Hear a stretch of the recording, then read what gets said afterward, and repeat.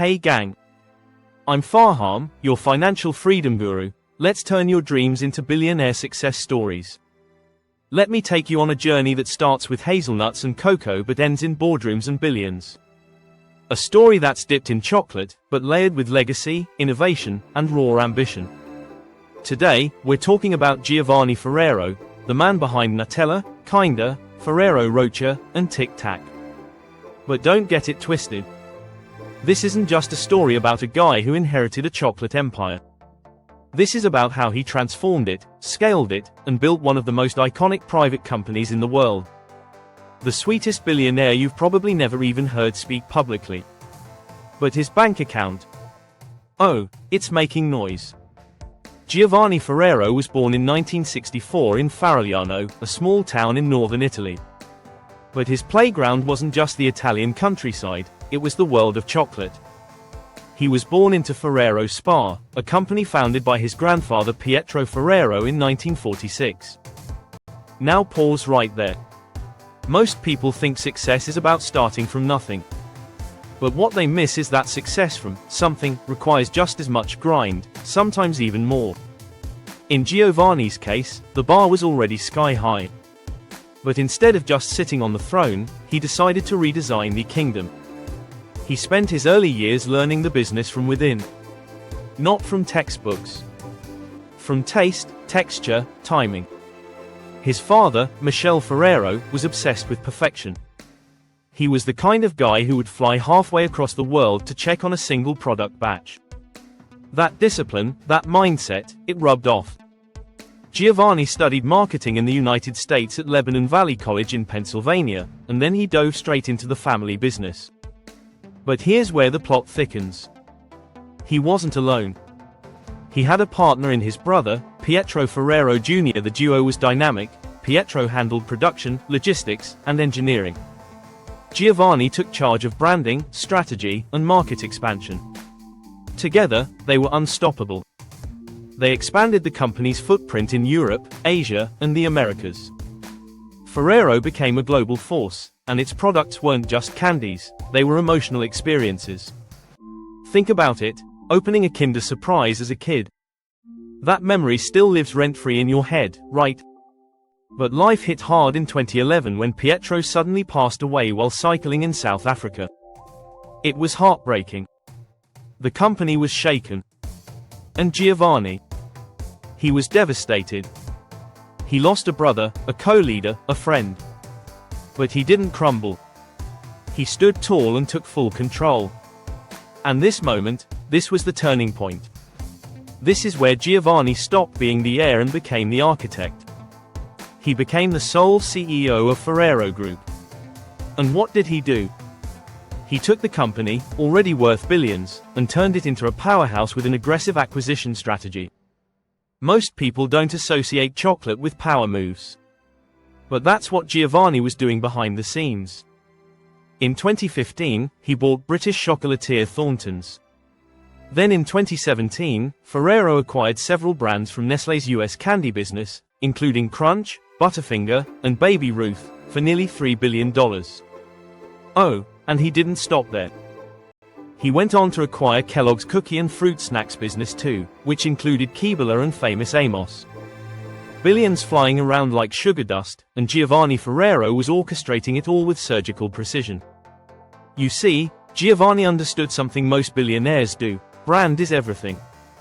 And nostalgia is one of the most powerful currencies.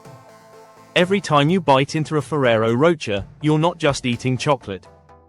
You're buying into a lifestyle, a moment, a luxury wrapped in gold foil. And Giovanni knew how to package that feeling and sell it globally. Under his leadership, Ferrero went from being a beloved European brand through a global empire competing with Nestlé, Mars, and Mondelez on their own turf. Now here's the part that really makes his story unique. Despite being one of the richest people in Europe, worth over $40 billion, Giovanni is insanely private. No flashy interviews, no red carpets, no billionaire yacht parties posted on Instagram. He's a ghost in the world of publicity, but a giant in the world of business. He lets the brand speak for him. In fact, you won't even find his face in most media articles. He's that low-key. And yet, the empire he built is louder than ever. But he's not just about chocolate and cash. Giovanni Ferrero is also a published author.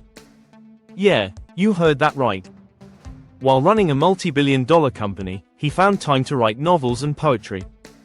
Now that's next-level creative energy. His books explore identity, culture, and society, showing the depth of a man who doesn't just think in euros and dollars, but in emotions and ideas. That creative streak. It's part of why Ferrero's marketing hits different. It's not just selling sweetness, it's selling stories.